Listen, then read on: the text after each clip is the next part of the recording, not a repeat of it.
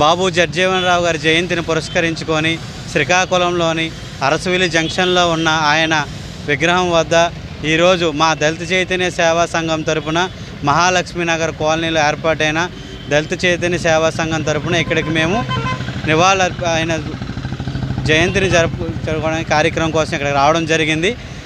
బాబు జగ్జీవన్ రావు గారు ఎన్నో సఫలీకృతమైన ప్రభుత్వంలో మంచి పొజిషన్లో వర్క్ చేశారు.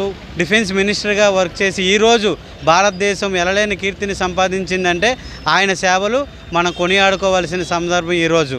ఎందుకు అంటే పౌరులందరూ సమానత్వం, వెనుకబడిన అంటరాని తలాల్లో ఉన్న సమానత్వాన్ని ముందుకు తీసుకొని వెళ్ళాలి.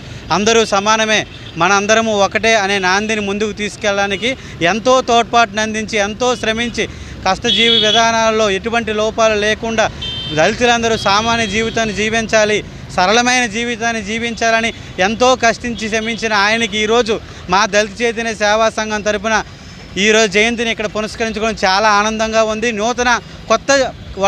కొత్త రానున్న జనరేషన్లో ఆయన యొక్క కీర్తిని, ఆయన యొక్క మనుగడని ముందుకు తీసుకెళ్ళడానికి మా వంతు ప్రయత్నం చేస్తామని ఈ సందర్భంగా మేము తెలియజేస్తున్నాం.